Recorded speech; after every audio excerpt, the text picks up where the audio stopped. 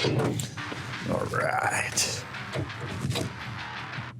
Oh, hey, while you guys were out monkeying around, you missed a bunch of work at the shop. Check out what you missed. Last time, Bill Goldberg jackhammered the drivetrain into the 1970 Challenger RT SE. This time, it's crunch time to get the beautiful second-generation Plymouth GTX in seafoam turquoise, finished in time for the owner's arrival. But first, Mark says goodbye to the 1970 Superbird, equipped with a Hellcat, by taking it out for one last ride.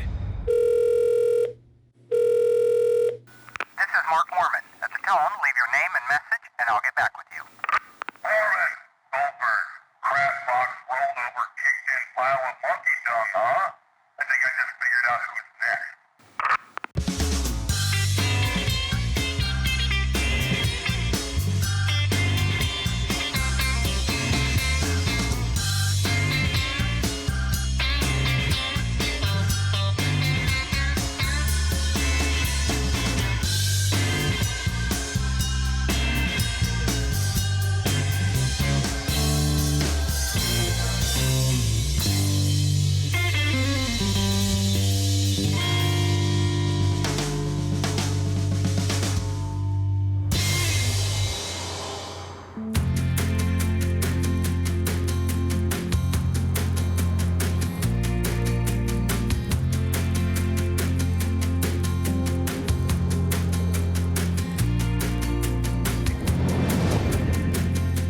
Okay, getting ready to take out the Superbird with the Hellcat engine for the first time. Let's give it a start.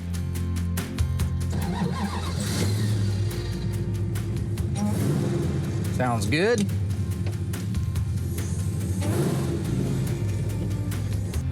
First gear. Second. There's the supercharger kicking in. Oh, that's wild. Yeah!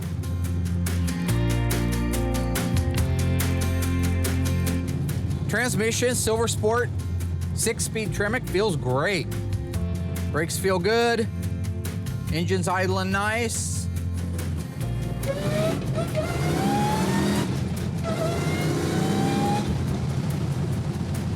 That's 75, third gear, nothing to it. Got 3,000 RPM. It tracks good. Magnum Force front suspension holding the road nice. Even though we got the F60 15 polyglasses, it's still holding the road nice.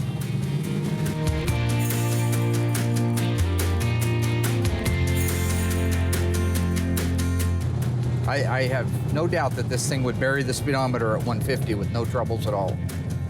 Whew! What a handful. Good Lord. Here we go. Third gear, 70. Jeez.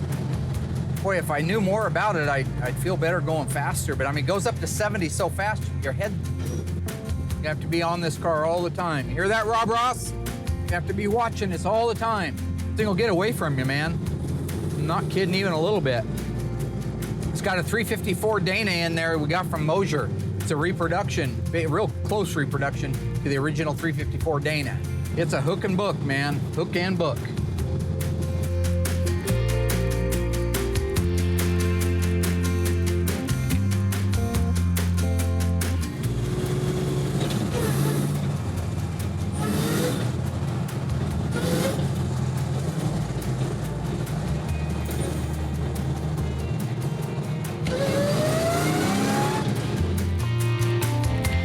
So yeah, everything came out great on the Superbird, and there were some challenges with it, but I will put the feather in my cap, or whatever metaphor it is, that says I'm succeeded perfectly. So, you know, the more I'm learning and getting comfortable with the Mopar performance stuff, like the L-Crate engine now and the 392 and the 354, it seems to me that there's gonna be a good market for that. Because not everybody cares so much, and they want late model performance, but they want old school look.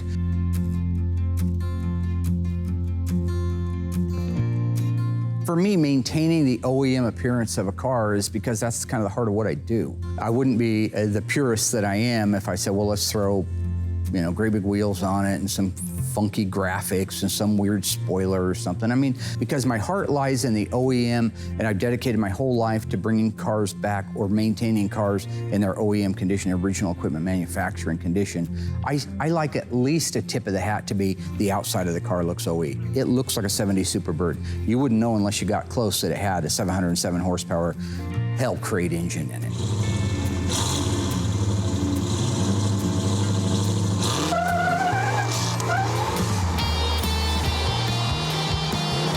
We had teamwork, camaraderie all around a car that we love and around a brand that we have passion for, because that's Mopar and that's OE and that's Graveyard Cars.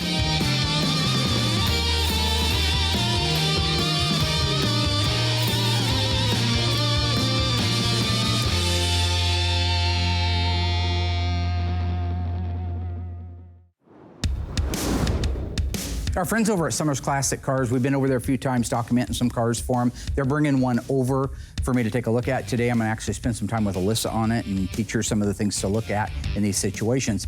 Before they do, I've got just a window of opportunity to go down and work with George on the 71 Cuda.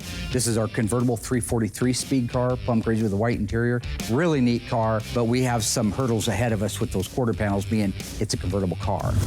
He's been working on it for quite a while. I think so far you've done floors, rear step wells, under seat pan, aprons. Did you do frame rails in the front? Yeah, even did the front frame rails. So, you know, it was just one of those cars that, being a convertible, it got wet inside. And when they get wet inside, that takes a lot of metal out. So it's still a good, solid, original car, a lot of good stuff on it. But yeah, it's had some panels, had a little bit of surgery done to it. Show them what's going on here with the convertible. What makes the convertible a little bit different than the hardtop? The hardtop, the quarters carry up in an angle about this way. The convertible is just a straight, flat line. There is a lot more available aftermarket. Like AMD does a beautiful job. They make almost everything that you can imagine, but they're not gonna go to the trouble of making a convertible quarter panel specific to a convertible when there just aren't that many of them out there. So what we have to do is we have to take and modify an OEM full panel, which for the most part is exactly the same as a convertible style quarter panel, except where the roof begins. Let's face it, we don't have a roof on a convertible. So we have to find that point where we trim it through what they call the sail panel area. So my answer is get it the rest of the way off of there, all the way down, take it out, take this whole thing off, do not damage it, don't bend it. We need the original length and shape of it because we may end up using it either again or as a template. This is my first convertible, so I'm nervous. I do not want to make a mistake. So I have to take it off as careful as possible so I can reuse it if I have to, and if not, I can use it as a template on the new quarter, and I'm praying that everything goes back together just right.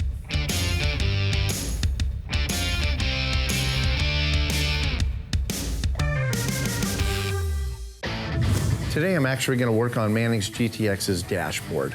Once I get the dashboard all completed, I'll be ready to install the interior.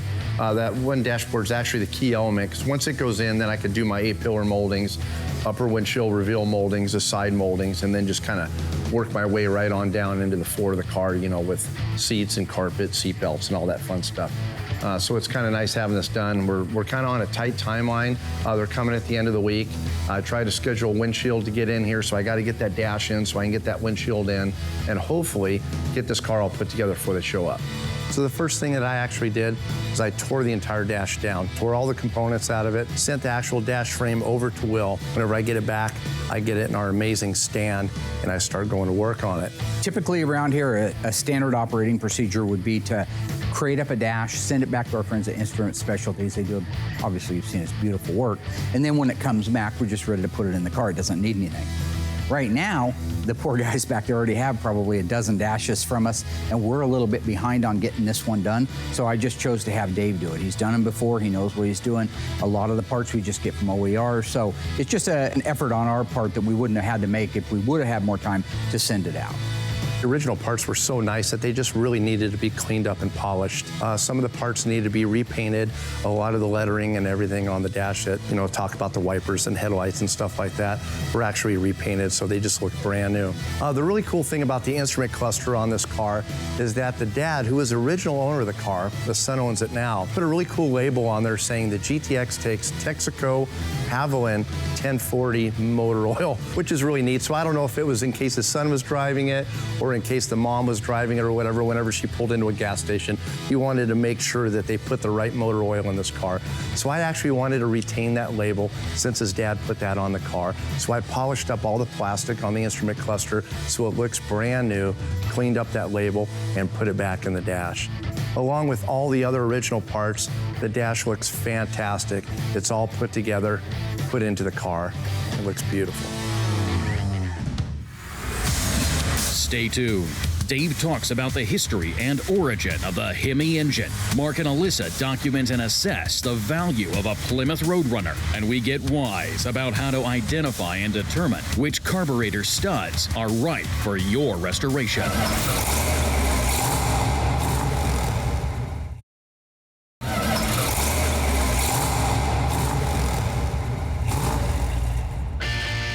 The Hemi engine has been around a lot longer than you might think.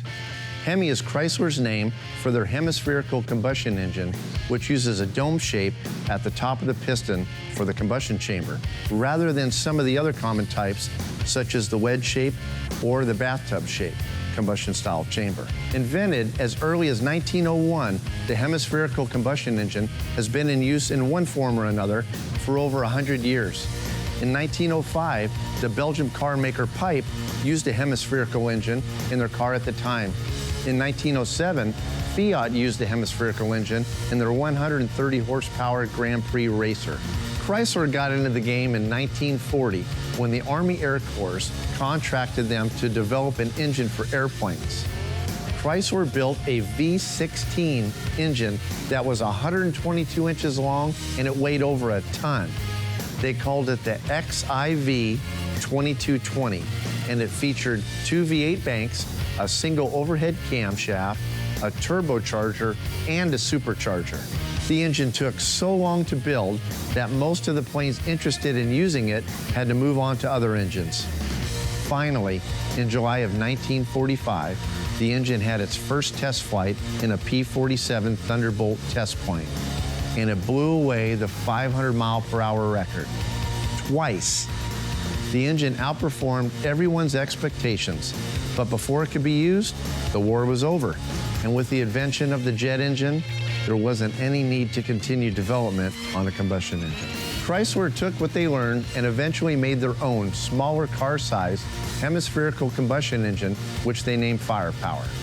This is considered the first generation of Hemi engines, and eventually each of the divisions of Chrysler had their own name for the engine.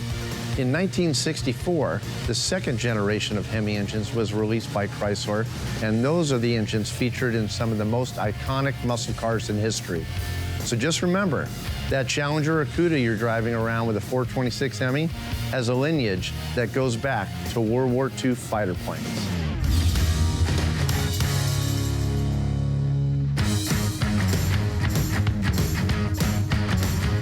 So right now, I'm getting ready to get the first coat of color going on a Mente's car. The Mente's car is going B7. It's the first time we've done a B7 car here.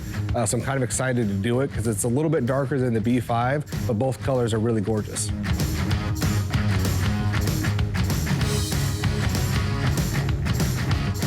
This is a popular color, so PPG's got this one just dialed down. So I order my 3 gallons, they send it to me, I mix it up, do a quick spray out to make sure that it looks good, and then we're spraying.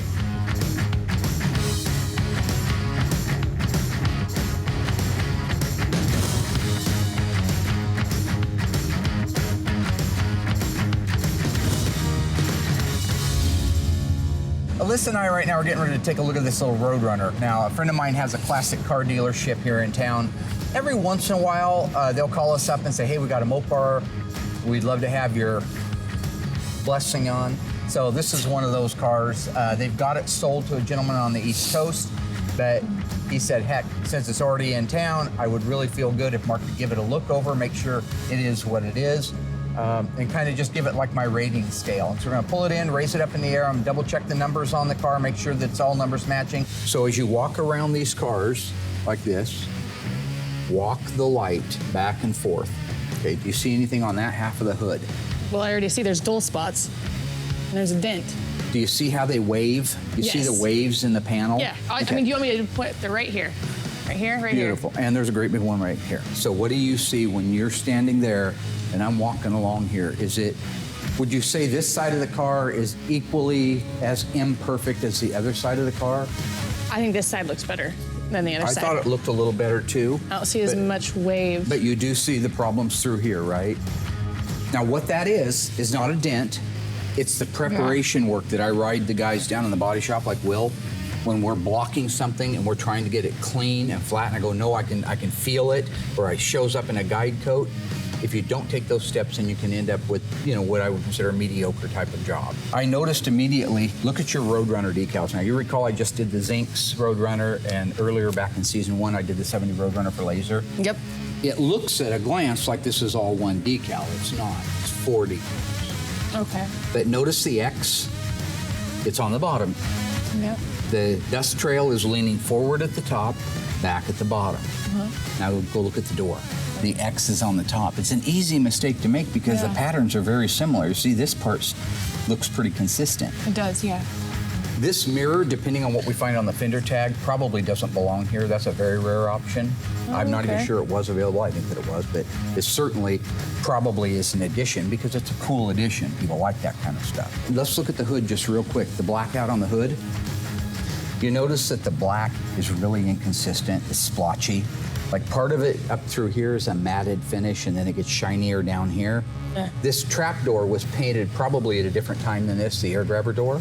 And it has the right sheen to it. It looks matte? nice. Yeah, the matted look, but it starts getting inconsistent. What was the first year a Plymouth Barracuda or a Dodge Challenger came available with a rear sway bar? Is it 1968, 1970, or 1971? We'll have your answer right after the break.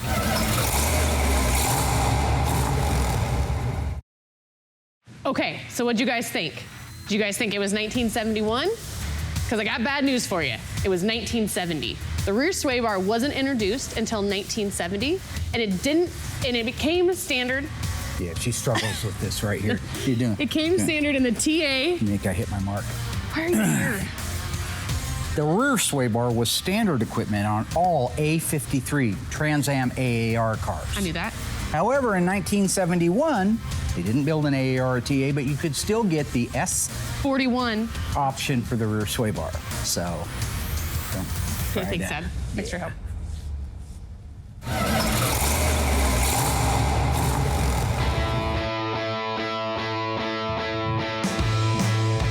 Now that I got the dashboard all rebuilt and installed in the GTX, I'm gonna go ahead and tackle those seats. I got them all rebuilt. Of course, Larry recovered them for us, did a fantastic job, so they're about ready to go.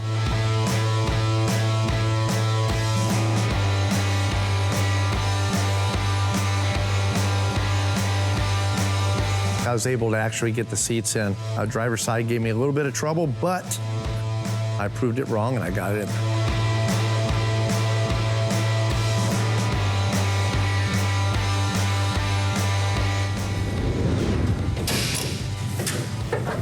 Oh boy, and that thing lifts up. Watch the dip in that hood as I go up. Oh, God. The whole thing's swelling. And here's the play in the hinges. It's not terrible, but it's not perfect either. It does have the original fender tag. This is not a real loaded car, what you call a loaded car with lots of options. Stupid. There's very, very few options on there at all. Okay. Most of the stuff is standard equipment for the most part. But if you start on the left-hand lower corner, that's your E63. It's a 383. We know that. D21 means it's the 4-speed. RM23 means it's a Roadrunner 2-door hardtop. You could have got a 2-door post or a 2-door convertible in 1970. This is a 23, which means a 2-door hardtop. The N, the 0, and the E means it's a 383 HP engine. 0 means it was made in 1970, and E means it was a Los Angeles built car. You go up to the next line, EF8. That's our dark green. That's our, I believe it's called Ivy Green. Next to that, the H2F8. That is your bench seat, is what the H2 stands for, Okay. and the F8 is the color. So it is a bench seat. A lot of people convert those out, put buckets in them later, but this is cool to see because that's original. It should have stayed in there, and I like that. The other EF8 right here is the upper door frame paint. Now, the A15, that's the alphanumeric code for the scheduled production date, when it was scheduled to be built. Okay. That's always a 3-digit number. It can never be a 4-digit number. 9 being the last single digit to represent a month. The next month was the 10th month.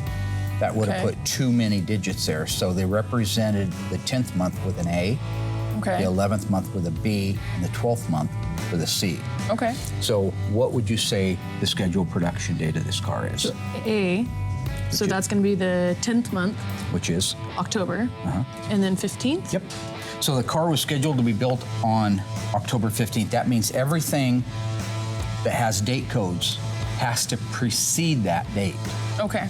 This is the shipping order number right here. Go up again, EF8 green. That just means that it does not have a vinyl top. If it did, it would have the code for vinyl top right there. So this is right. It's true that it is not a vinyl top. This is a G33 mirror right here. You notice the shape of it's not a racing mirror. It's a pedestal style mirror that goes right there. The one that you see on the passenger side was an available option if you had G31, but this car isn't a G31. You don't see it on there anywhere. The J25, that's your 3-speed wiper mode. Okay, so it could have had 2-speed wipers or the 3-speed variable wipers like this. Working with Alyssa on the fender tag, this is great for me. I mean, she's actually at the point where she's showing a lot of enthusiasm about learning this business and going over a fender tag and showing her what it means. It's a good moment for me. I'm very excited to be able to have that time with her. N41 is dual exhaust. That's cool. But there's no N42, which would be dual exhaust with bright tips. Oh, okay. If all you have is N41, then originally the 2 pipes would have come out underneath the bumper and turned down. Most people don't like that. If you look at the back of this car, you're going to see the exhaust tips that it was never started life with that somebody added because it's a cool ad. But that also explains this next one, N95. This was a California car, not just built there, but it was destined to go there. So when we come over here, the quickest way to tell an N95 car is by this breather cap. This is one of the nipples. You notice there's a vacuum cap on it. If I take that off of there, it's an opening. Yeah. They've got it capped off because they didn't get the vapor return line that goes back to the tank, runs along the right-hand frame rail, comes up and stubs into about here, and then you connect it together with a hose. They don't have that on there, so they probably didn't even know what it was. Whoever restored the car probably didn't know what it's for, because they obviously didn't go out of their way to do that. Yeah. But that is definitely the sign that it's an N95. Okay. The N96 is this big, beautiful thing here. That's a great option. It's interesting that they chose that option and passed on almost everything else in the way of cool options. Yeah. But I'd go with the cold air induction too. It's just cool. You remember back to Terry Zink's car, right? He popped that switch, that thing came up, and you got the shark's teeth on the side of it. Coming up, Mark and Alyssa continue to detail and assess the Plymouth Roadrunner's value. The owners to our beautiful Seafoam GTX finally make it out to see their car. And Will puts the first coat of paint on a 1972 tawny gold Duster.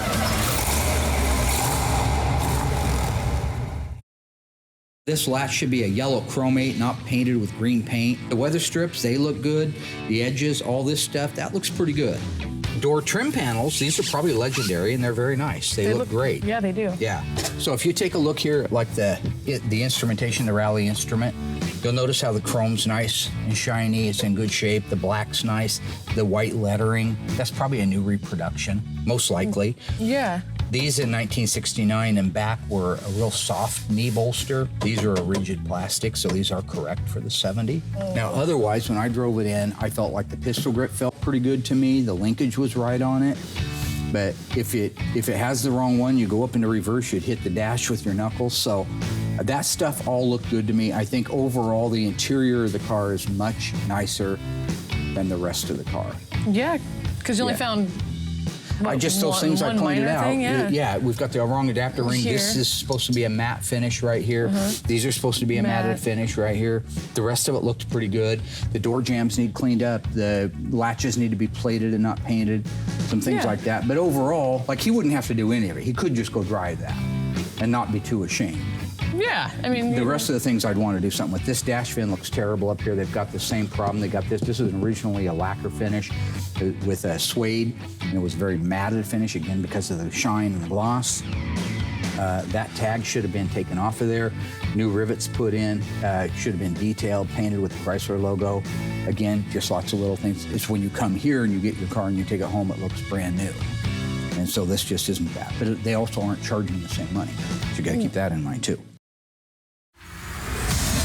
So far, Mark took the Hellcat-equipped Superbird out for one last ride before it's shipped to its owner. For the first time on Graveyard Carz, Will laid out a beautiful first coat of B7 on the 1970 Challenger RT. Now, Dave is working on finishing up the Plymouth GTX before its owners arrive, while Mark and Alyssa continue to evaluate a Plymouth Roadrunner before its potential sale to a new owner.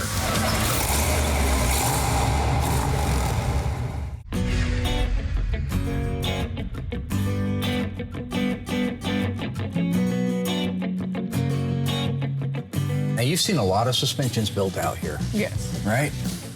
You see this right here? That's not supposed to be gray primer. That's supposed to be a natural finish. These are supposed to be natural finish. These are natural with a cosmoline look to them on the end, dipped all the way up to the ball joint. Those were just gray primered. Same with that. Yeah, the sway bar, that's all just wrong. These should have been new ones put on, or at least sanded and painted. All of that needs to be redone, every square inch of it. That suspension needs to come out, needs to be rebuilt and detailed correctly. That is not a rotisserie restoration. If it was 25 years ago, so it doesn't matter anymore anyway. Okay, let's go towards the middle of the car. So right now inside the booth, we have our 1972 Plymouth Duster. This is the first A-body that we've done on the show. Kind of exciting to do. It goes a nice HY9 tawny gold. Oh God, where's my coffee? Do I have a coffee assistant? Here you go, my friend. Oh, thank you. That's my boy. He's good for stuff like that, coffee. So anyways, Mark wanted the pre-paint done in a single stage. That's got bad news written all over it. I've never done a single stage metallic. So it may come a little blotchy, a little streaky, I don't know, I haven't done it before, but I'm gonna do the best that I can to get it laid down and see how the car looks when I get it wrapped up. Thanks, George, that's good. Single stage is pretty easy. When it's metallic, becomes a problem, because when you're doing it in base clear, you can do cross patterns and whatnot to lay out the metallic evenly. You can't do it with this. When you spray it, it's like clear in the car, and it's all in one shot. Basically, I'm just gonna kind of pray it looks halfway decent, because Mark's gonna give me even though it's a pre-paint if it doesn't look perfect. Okay, so on the 4-speed, these are the correct levers. That's why it shifts well. That's why everything hit like it's supposed to. If you get the wrong levers or the wrong geometry, things don't shift like they're supposed to. This stuff's all correct. It needs detailed. Okay.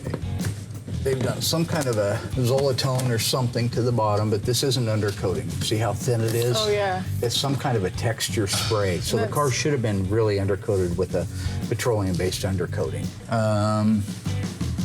It does use the correct 7290 large U joint, so that's good. Let's see if it's a 489 or 742 case. Oh, 741 case, so that's great.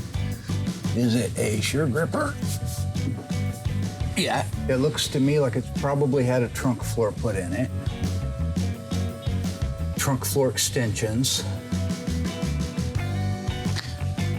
How long ago do you think the restoration was? Because it's older, 10 or 20 years ago, wow, probably. Really? I would guess, yeah. See that up in there? Look way up inside that wheelhouse. You see how thick that stuff is? It almost looks like undercoating. Yeah. It was undercoating. That was the original factory undercoating up in there. Then they blasted it or sandblasted or did something. They didn't get all that out of there. But it was supposed to be even thicker than that from the factory. So I do think that the wheelhouses are probably original inner and outer, although it may have had a small piece somewhere. I don't see it. Yeah. Yeah, it had a little piece put in there. It's had some work done to it. It's okay. Did they have 10 or 20 years ago have these replacement parts? Not all of them. Sometimes you had to get used stuff back in the days. That up there definitely looks to me to be like an original spot weld, original geometry. That's good. The rails. It's hard when they get color on them and stuff, but it does look to me like it's probably the original rails. That's good. Yeah, I see. See these spot welds up here? Yep. Now, we duplicate that, but whenever they did this car, they probably didn't. So those are probably originals. So I just finished painting our 1972 tawny gold Duster. Came out streaky as yeah, it's the first one I've ever done. Good thing is it's just a pre-paint. The body work looks good, the lines look good, the color looks good. It looks totally perfect. So I'll bring it out here in the next couple weeks. We'll tear it apart, get it jammed, reassemble the whole entire car, block it out one last time, and then we'll go to base coat, clear coat, where the car will absolutely look perfect when we're done. Graveyard Carz was hatched from an idea my dad had to showcase the wonderful world of Mopars. So true or false? The Graveyard Carz series was based off my dad's 1970 Charger. We're gonna have the answer right after the break.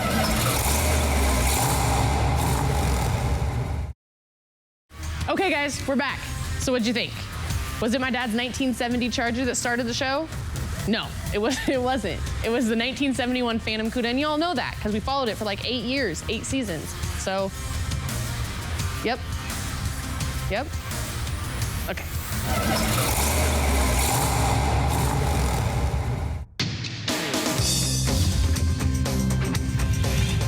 We're gonna go to the air cleaner stud section of the book. So we open this up, and you can see that there are 4 versions of carburetor studs. Actually, a 5th one down here, including the Carter Thermal Quad. That's the carburetor that came out in '71 on a lot of the big blocks and some of the small blocks. You come across these, we say, well, what are they for? How do I know which one's right? Unless I put it in the carburetor, put the air cleaner on it, and see how much stud's sticking up, or if there's not enough studs sticking up. Just take the first one, this unique looking little one here that has this shoulder built onto it. That's so that when it screws into the carburetor, it can't continue to screw in, or it would go all the way through the threads and not be able to take the wing nut off because it would never be tight. When you go to take the wing nut off, the stud would come out. How many people have had that happen? That's because that lock prevents that. So this stud, I believe, looks most like E, the Holley 6-barrel. So with that, we'll get our tape measure out and we'll see what it has to say about E. 6-pack Holley 2-barrel stud. According to this, 2 of them are required, and that's true. If you go out and look at our 446-pack engines, you'll see that there is a wing nut at the back and a wing nut at the front. They both go to 2 carburetor studs. We know it's 1/4 by 20, 0.40. Let's see what they're talking about 0.40. I bet it's this shoulder right here. So I come in here and I measure that stud. The maximum outside diameter is 0.40, and right there you can see 0.40. So this is a great replica of the original stud. Let's measure the overall length, 1969, here we go. We end up at 2.50. 2.5 inches is the overall length this should be. I go to here and to here, and you can see that that is 2.5 inches long overall length. One end of it, the long end after the knurl, is 2 inches. And you can see that we're within a 1/16 of being exact. You go to the other end, according to this, it's 1/2 inch. If you look very carefully, you'll see that that's 1/2 inch. So this is the correct carburetor stud on a Holley 6-barrel. Whether it's a 340 or a 440, 6-barrel setup on the 6-pack or the 6-barrel, it would use 2 of these on each engine. And that is what I refer to as getting wise. In fact, I'm going to take Dave Weiss out of it, and I'm just going to say getting wise with Mark Worman, so. And don't tell him. Obviously, he doesn't need to know. So to me, this is that anomaly that doesn't have a right answer. Okay, explain what I mean. 1970 Roadrunner 3 to 3 4-speed, numbers matching, look like not a lot of sheet metal's been put on it, so I'm going to tend to say it was a pretty solid original California car like they're saying it was. Yeah. I would rather have the car in the graveyard with the paint falling off of it and the engine seized up and the transmission not working and a rotten trunk floor. I'd like to see all that and address all that one time, be done, you're out the door, your car's restored, it's beautiful, right? The value of the car in that state is a lot less than it is in this state, right? So I'm saying that if I went out and I tried to find a 3-3 4-speed numbers matching project car, I'd probably pay around 15 grand for it. Maybe even if it was a real solid one, you might pay 20 for it. That's a lot. I just sold a numbers matching 6-pack GTX for 24. So let's say it needed complete restoration, but you only paid 20. Now you're gonna put $80,000, $80,000 in the restoration. You're gonna be around 90 grand in the car, but it's malissimo. It's done. It's done forever and ever, amen. It's the best that can be done to it. There's gotta be something between that and the way it is in the graveyard. Yeah. And that's probably this. And so it's a math equation. The guy that buys this, if he's gonna pay 60 grand for it, he's gotta know there's really no room to go back financially. And so really that's what I've got to report back to the guy. It probably was bolted to a rotisserie, but the rest of the things on the car don't really reflect it. Overall, I think it's a great car. It's numbers matching, it's 3-3, it's 4-speed. When it comes down to trying to find an EF8 green with a green interior and a bench seat and a pistol grip, non-console, non-bucket, just exactly like this guy supposedly had. Yeah. He's gonna have a hard time finding one just like it. So he's gonna have to take some of the good with the bad.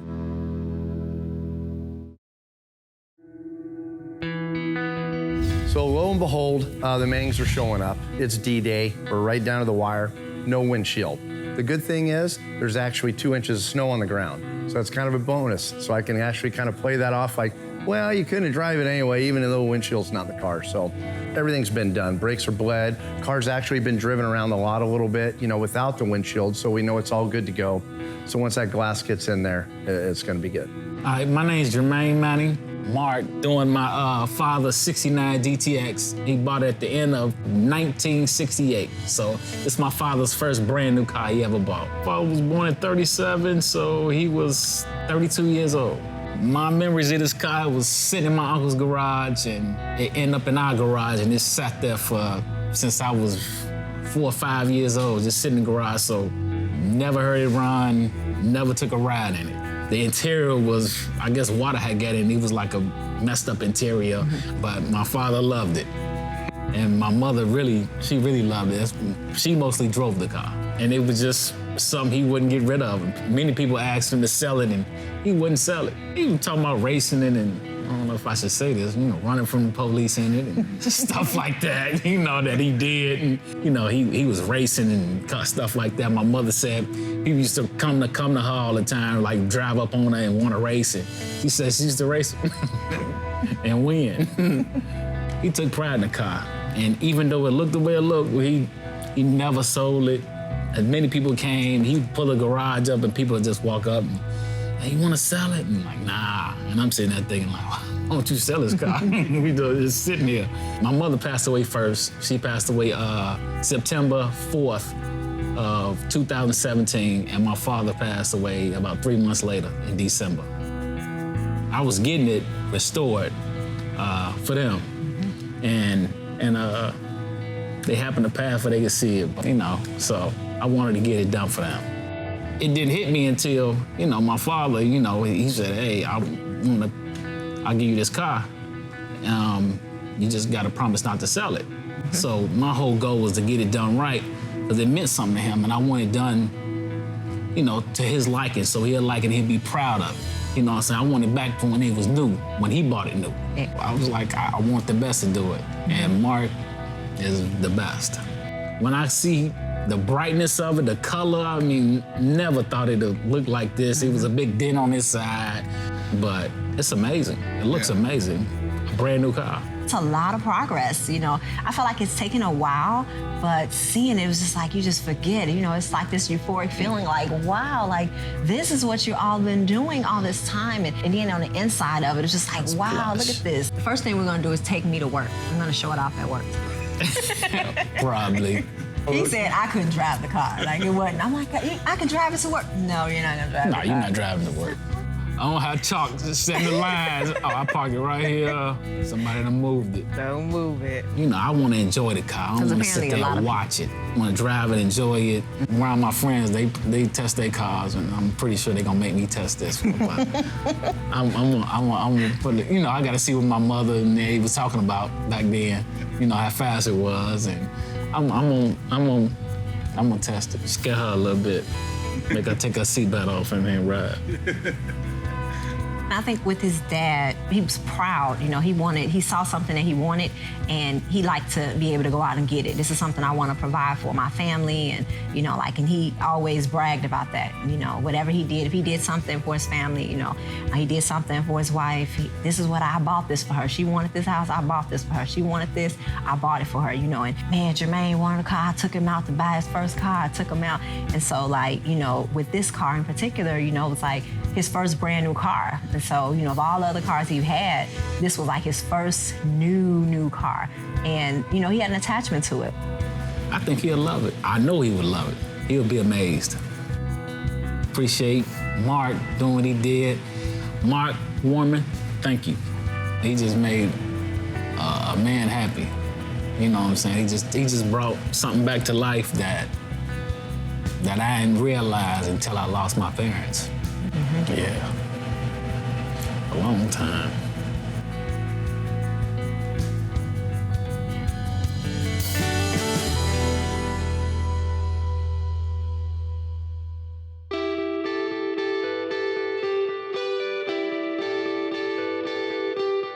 Hey, how's it going, boss? I got Manning's 69 GTX, that beautiful Q5 car. You're done? Yeah, done. That mirror that you gave me, I got the passenger side mirror installed. Great. Kind of went over it real quick and hoping you can go out and do some driving on it. I would be happy to do that right now. Yeah, Mark seemed to like the car. You know, he's been watching me build it, you know, all this time, but the real, you know, catch is going to be when he actually gets in it and drives it.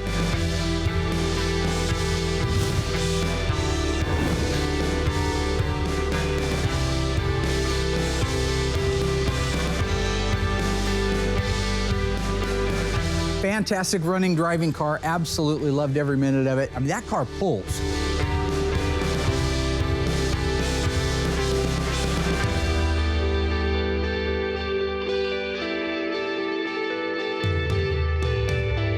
Drove it around, put about 10 miles on the car, pulled hard, went out and did some final driving footage, which was really cool, up over my old stomping ground, South 4th Street.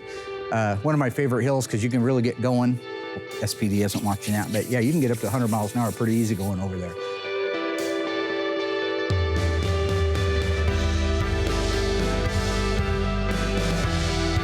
I'll say it again, when a car starts out good, it ends good. This car had no rattles, no squeaks, no nothing. I mean, I'm driving it over railroad tracks right down here at the mill.